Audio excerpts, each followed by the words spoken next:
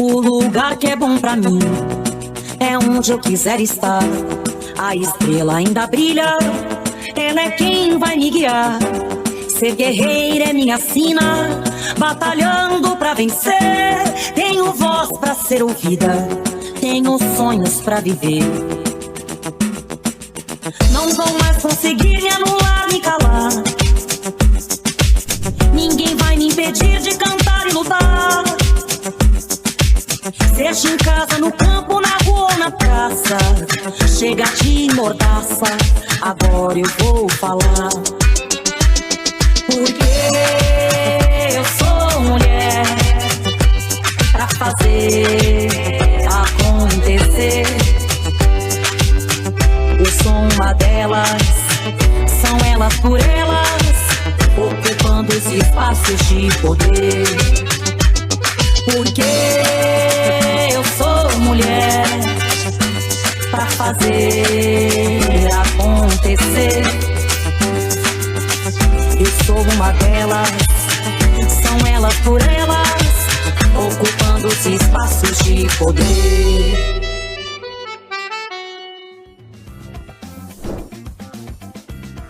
Olá, seja muito bem-vinda! Na aula de hoje vamos falar sobre o tema Artes Marciais e Mulheres, com Rebeca Benevides, professora de História e faixa preta de Jiu-Jitsu. Bora para nossa aula de hoje? Bom dia, boa tarde, boa noite, mulherada, militantes, filiadas, né, do Partido dos Trabalhadores. Eu me chamo Rebeca Benevides, eu sou professora de História formada pela Universidade Federal da Bahia, faixa preta de Jiu-Jitsu. Esse ano eu vou fazer 3 anos que recebi a faixa preta. E, enfim, vou introduzir um pouco na minha história e depois a gente adentra a temática do programa hoje, que é Mulheres nas Artes Marciais.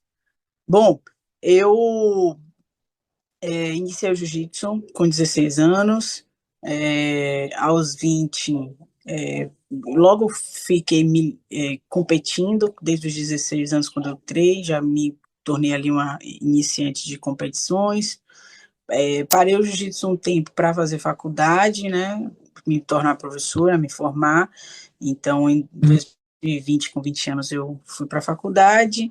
2020 o quê? 2010, desculpa. E parei um pouco do jiu-jitsu, né? Entrando na faculdade, eu construí a minha história que me faz estar aqui, né? Eu me tornei militante do movimento estudantil, no meu curso, do Diretório Central dos Estudantes, da União dos Estudantes da Bahia, da União Nacional dos Estudantes, né, a UNE, ou seja, disputei, construí congressos, centros acadêmicos, diretórios, em vários lugares, representando, né, o movimento estudantil, as organizações aí que faziam movimento estudantil entre 2010 a 2016, 17, né? Me formei em 2017. E ao mesmo passo, também fui militando na Marcha Mundial de Mulheres, fui militando no movimento LGBT, né, no movimento de negros e negras, sempre buscando essa aproximação com as pautas de direitos humanos, e construindo minha formação política, promovendo formações políticas, enfim, em todas as oportunidades que a gente tinha, né, enfim. Nisso eu construí meu arcabouço aí, né, filosófico, político, na faculdade, e o jiu-jitsu ficou um pouco stand-by, né? Quando eu termino de me graduar, eu volto para o jiu-jitsu. Nesse momento eu já tinha assessorado o vereador, já tinha trabalhado com deputados, e no momento eu estava na coordenação LGBT do estado da Bahia, trabalhando na promoção de políticas públicas, monitoramento, né, criação, enfim, essas coisas da gestão pública, né, executiva ali do governo da Bahia, do governo de Rui Costa.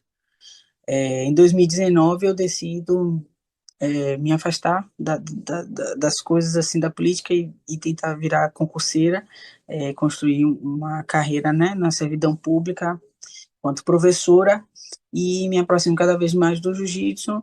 E então eu fui morar no interior da Bahia e dar aula de história.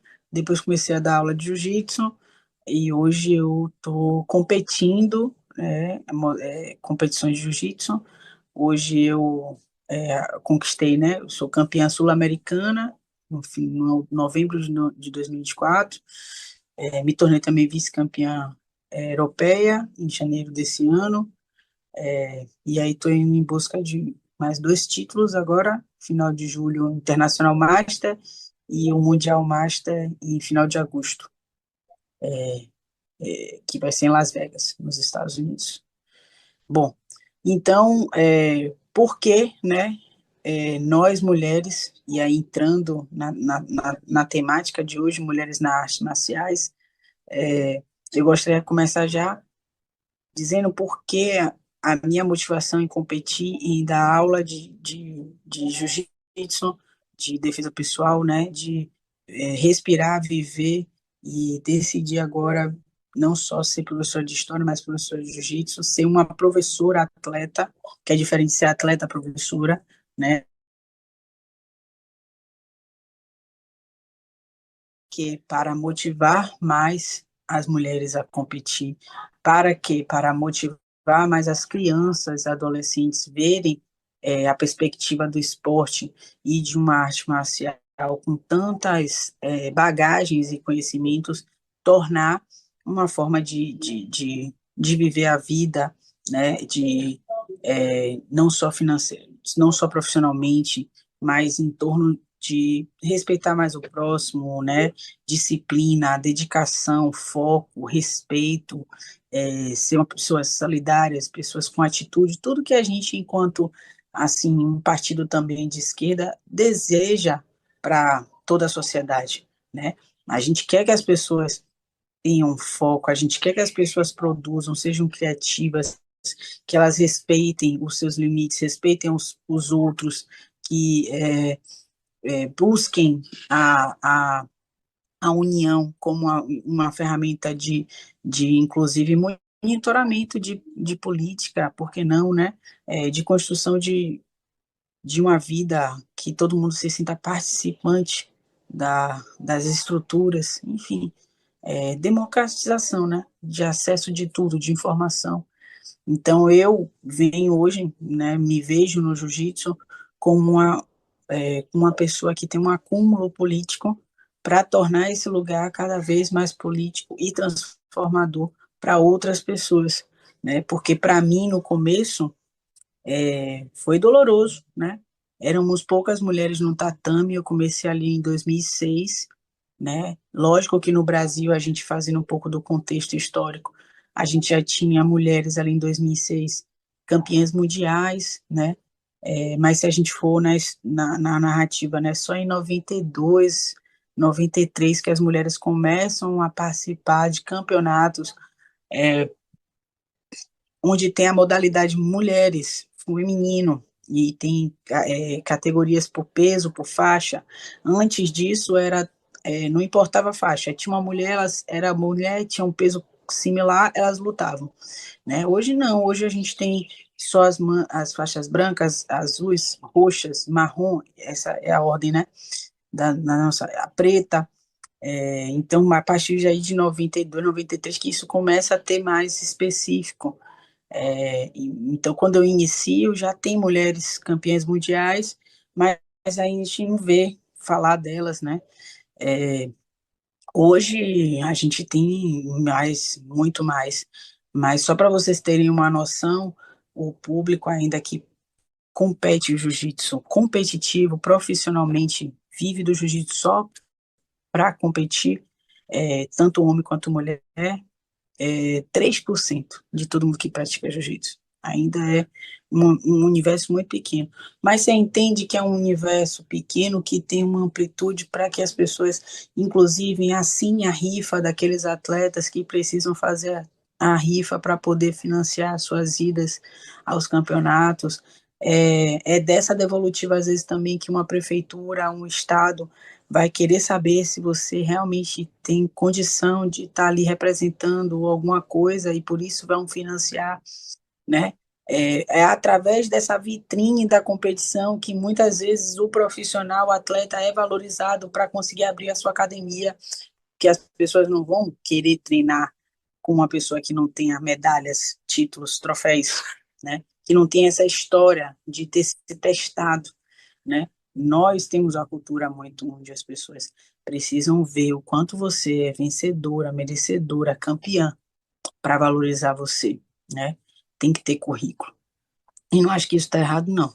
De alguma forma, acho que dois pesos, duas medidas, as pessoas precisam sustentar, né? Suas histórias, sustentar sua postura, sustentar seu lugar de fala, né? E elas só vão sustentar isso se elas tiverem experiência, se elas souberem perder, ganhar e superar com esse processo. Bom, então, nós mulheres nas artes marciais, hoje eu vejo cada vez mais amplitude, né? Hoje você vê turmas de jiu-jitsu para mulheres, ainda uma porcentagem pequena que é mulher dando aula para mulher, ainda tem muito professor homem dando aula para as mulheres, mas enfim, tem uma evolução em relação a isso. O jiu-jitsu também hoje tem muita variação de kids, né? Várias faixas etárias, a criançada está entrando aí no hemisfério do jiu-jitsu. Esse ano, por exemplo, 6 meses antes do Campeonato Brasileiro de Crianças de Jiu-Jitsu, vai acontecer agora nesse mês, no Rio de Janeiro. Em janeiro não, fevereiro, e já não tinha mais inscrições para esse campeonato, né? Já tinha esgotado, chegou no teto, né? Então isso é uma apresentação muito importante, assim. Não me lembro, então as crianças também estão dominando. E lógico, se mais mulheres fazem jiu-jitsu e tem mais mulheres como eu, né, que sou faixa preta, não só com peito, mas também dou aula, né? Hoje eu moro no interior, e sou professora de 60 pessoas, mais ou menos, entre crianças de 5 anos de idade, e o meu aluno mais velho tem 38, 39 por aí, né? Então, assim, eu tenho 35 anos, né? Bom, então, é isso. Eu vivo hoje de jiu-jitsu, dou aula, represento e sou parceira de uma marca chamada Zeus de Kimono, que vende também roupas e etc., que é baiana, produz tudo na Bahia, faz kimonos temáticos sobre os orixás, sobre a história da Bahia e várias coisas que me representam. É, Isso também é uma forma de viver do jiu-jitsu, né? Então, vender os acessórios, trabalhar nos campeonatos, e a gente vê as mulheres, né? Em todas essas partes também, né? Arbitrando, hoje existem mulheres árbitras em campeonatos de jiu-jitsu, mas ainda é um universo muito pequeno. É, a gente tem, como eu disse, né, uma família vai se sentir confortável em ver uma mulher, né, dando aula para o seu filho, porque, enfim, né, o nosso cuidado e a forma que a sociedade vê a mulher nesse lugar de cuidado, nesse momento aí, cai como uma luva, na minha opinião, porque eu vivo isso.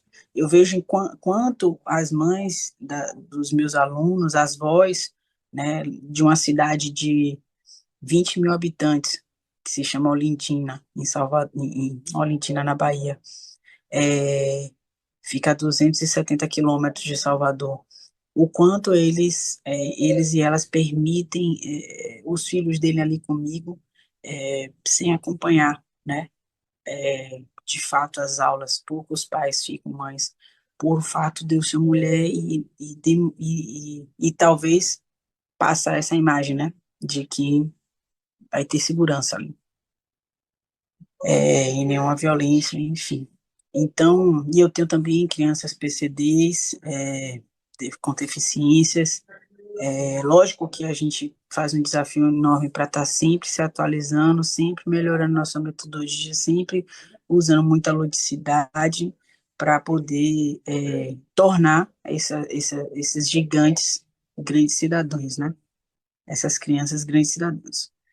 E, é, e aí eu vejo um benefício que futuramente pode ser uma ascensão, né? Da gente ver cada vez mais mulheres dando aula para crianças nas artes marciais, né?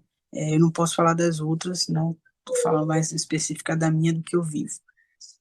Outro ponto que eu acho que é muito importante, que é, voltando um pouco sobre a história, é falar sobre uma figura que é a única mulher faixa coral, né, no Brasil, que é a Ivone Duarte. Ela é amazonense, né? Para quem não sabe, muitas figuras importantes, incríveis assim do jiu-jitsu.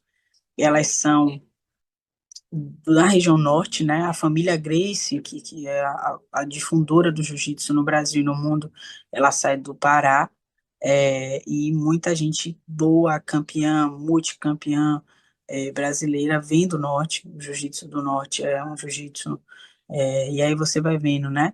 É, Se você for ver as lutas livres nas etnias indígenas, nos lugares, né? Que tem assim os Jogos Olímpicos indígenas, né? Não sei se alguns já devem ter ouvido falar. Eles têm disputas internas de várias modalidades lá de jogos deles. Tem lutas que é jiu-jitsu, né? Tem a forma deles lutarem lá é jiu-jitsu. E ninguém falou para eles aquilo ali era jiu-jitsu, né? Então, o nosso corpo é muito hábil, enquanto brasileiro, de maneira geral, né? Nós somos os melhores jiu-jiteiros do mundo. É incomparável, né? A gente é isso. E, e aí, essa Ivone, ela é a única mulher faixa coral, que é a faixa vermelha, que é uma honraria, né? Que é a pessoa que tem ali 30 a 50 anos só de faixa preta. Ela dá muitas aulas de defesa pessoal, ainda trabalha, dá aula para as academias de polícia, presta muito serviço para a UNB, e ela é uma inspiração, né, para as mulheres no jiu-jitsu.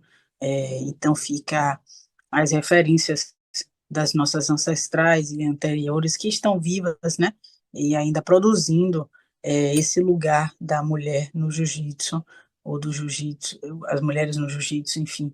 Então tem a Ivone Duarte, também tem a figura Kira Gracie, que tem uma própria Academia Gracie, né, a única Gracie aí que pratica e que competiu, que ganhou títulos, que é casada com uma pessoa famosa, isso também, né, traz outro status. A gente também tem a Letícia Ribeiro, que é sócio com dona de academias importantes que tem no mundo inteiro. A gente tem a Sassá, que também foi da Olimpíada, que hoje vive em Dubai, né? E falando de Dubai, falando um pouco também sobre essa relação do jiu-jitsu com a Arábia Saudita e com esses países, e tem uma cultura muito, inclusive, né, machista, patriarcal, misógina, eu diria, mais intensidade, assim, acho que o grande problema dali tem uma misoginia muito complicada. é, Eles adoraram jiu-jitsu, eles abraçaram o jiu-jitsu. Depois dos Estados Unidos, essa região do Oriente Médio amou o jiu-jitsu e tem colocado nas escolas e tem praticado, etc. E pasme, né, eles não privaram as mulheres de treinar. Lógico que elas tem que treinar com outras mulheres e só mulher dá aula para mulher, enfim. Então, né, elas treinam em alguns países com cabelo fechado e tal, competem às vezes com o cabelo fechado e tudo mais.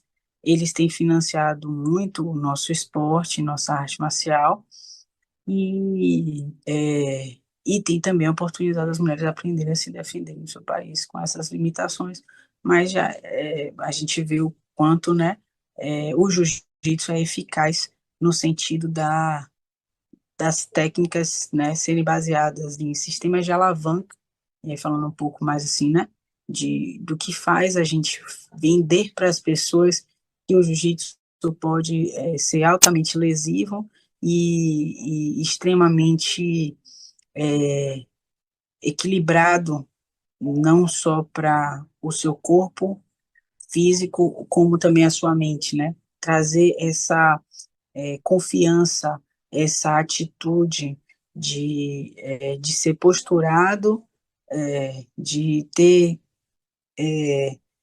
agilidade para lidar com situações adversas e, ao mesmo tempo, ter o raciocínio técnico ali para técnico, emocional, racional, para tomar as decisões e agir com atitude, né? Com agilidade, assim, respeitando também o limite do próximo, se houver espaço para esse limite, né? Para esse respeito.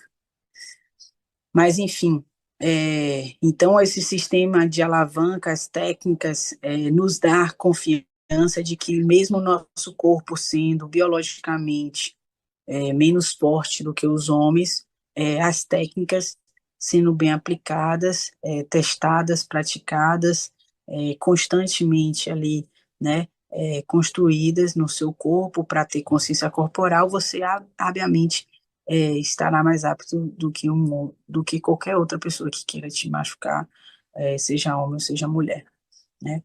Então, o jiu-jitsu eu costumo pensar que é para as mulheres, né?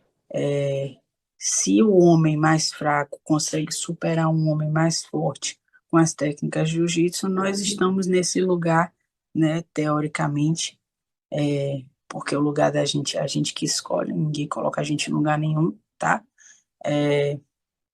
A gente está nesse, né?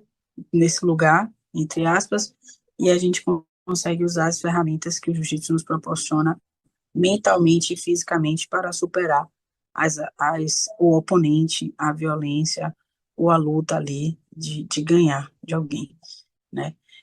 Eu tenho feito um estudo sobre teorias, né, que vão trazer a defesa pessoal aí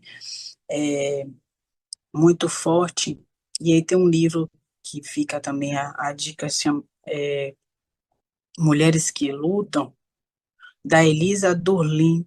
Depois eu posso mandar e deixar aí para vocês. Que ela vai contar a história da defesa pessoal lá desde o movimento sufragista, né? O quanto na Inglaterra as mulheres desenvolveram técnicas, desenvolveram habilidades para fazer a barricada ali, né, possíveis confrontos, né, defender uma das outras, e desde que o movimento feminista ele surge aí na Inglaterra com o movimento sufragista, a defesa pessoal, essa perspectiva de ter um exército que eu queira dizer, um grupo, né, de mulheres, enfim, que saibam se defender, que possam proteger as outras, ela está presente, né? Durante a minha caminhada na militância, meu desejo sempre foi, nas caloradas, promover as oficinas de defesa pessoal.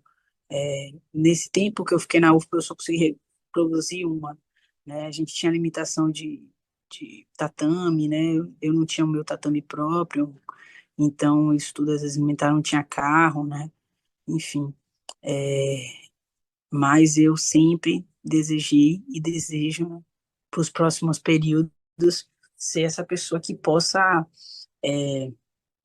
levar, né, a palavra de muitas coisas que eu já vivi dentro do partido, dentro dos movimentos sociais, para o jiu-jitsu e as coisas que eu vivi no jiu-jitsu para os movimentos sociais, né, e produzir isso sempre ao mesmo passo que eu pratique o jiu-jitsu com essas pessoas, introduzo o jiu-jitsu na vida das pessoas, para que, mesmo que elas não vivam o jiu-jitsu intensamente como eu vivo, mas ela encontre, né, filosofias o propósito de vida, né, a partir de uma prática diária, onde seu corpo produz endorfinas, hormônios e que faz você raciocinar melhor, que faz você ter mais equilíbrio, que faz você saber agir com defesa, agir com respeito ao próximo, mas também dando limite, né, a possíveis ataques, onde você consiga, enfim, né, agir de maneira coerente com aquilo que você se dispôs a ser no mundo, né? Se conhecer sobre tudo, né? O autoconhecimento que eu adquiri nessa arte marcial que transformou a minha vida, né? O jiu-jitsu me deu motivação para entrar numa universidade pública e me tornar graduada numa universidade pública. O jiu-jitsu me fez querer ser faixa preta de jiu-jitsu. O jiu-jitsu me fez querer até ir para os Estados Unidos lutar um campeonato que eu não tinha vontade nenhuma de, ainda mais na conjuntura dessa que estamos vivendo, né? O jiu-jitsu me fez dar aula para crianças, eu não me via dar aula para crianças, né? Eu queria dar aula só para ensino médio, faculdade, enfim. O jiu-jitsu possivelmente vai me fazer superar até os traumas de ter iniciado os cursinhos de inglês ali na adolescência e não ter conseguido dar continuidade àquela prática e falar inglês hoje fluentemente, né? Então, assim, o jiu-jitsu salvou minha vida várias vezes. O jiu-jitsu tem salvado mulheres vítimas de violência. Depois da violência, o jiu-jitsu trata muitos traumas, né? Porque a pessoa passa a se conhecer mais depois do trauma, a aceitar algumas coisas que são suas e não tem como negociar. O jiu-jitsu, né? Enfim, de maneira geral, na minha opinião, eu tenho dá para perceber o encantamento aí, a determinação de querer levar o jiu-jitsu para o mundo inteiro, por justamente ver histórias como as minhas que, que transformou a vida da pessoa e deu propósito na vida da pessoa, né? A pessoa virou militante daquela causa, né? Então, e eu sei que acontece isso com muitos dos esportes, né? Mesmo que, e quando eu falo esporte, por conta dessa parte da vitrine, da competitividade que é construída. Mas eu digo que sei que a atividade física e a proposta de praticar atividade física nas pessoas produz esse tipo de tripé, né? Autoconfiança, autoestima e autoconhecimento. Então, eu desejo verdadeiramente ser uma provedora disso, né? E nunca desconectando dos princípios, valores e filosofias que nós acreditamos, né? Sobre o respeito ao próximo, aos direitos humanos, a, o respeito à diversidade, né? A ideia de a gente se ver um país onde a gente inclui realmente a nossa diversidade que somos, né? Não cotizamos, apesar das cotas serem importantérrimas, mas isso tem que ser cada vez mais natural, porque nós somos um país naturalmente diverso, né? E cabe espaço para todo mundo, né? Enfim, eu sou suspeita para falar de tudo isso porque tenho me debruçado a viver dessa arte marcial, né? Então, espero que eu tenha chegado a um pontinho de motivação que não tenha sido cansativo, falar, ouvir, né? Refletir sobre a minha história, a história do jiu-jitsu, as mulheres no jiu-jitsu, a importância das artes marciais e o papel das artes marciais para a vida de qualquer pessoa que deseje ter um compromisso com a filosofia, para além de outras, né? Enfim, acumule filosofias de vida, né? E é isso. Eu espero que tenham gostado. Muito obrigada pela oportunidade de apresentar um pouco dessa ideia, dessas filosofias, desses propósitos e poder, né, talvez incentivar, motivar a todos os dias pessoas que possam estar vendo esse vídeo praticarem atividade física ou bater amanhã numa academia de jiu-jitsu. Espero que conheçam professores incríveis, com metodologias incríveis, para que tudo seja confiável, seguro e você sinta, né, que faz sentido, tem significado e está ali naquele lugar. Você não está ali porque você tem que apanhar para aprender, né? Você pode aprender sem apanhar.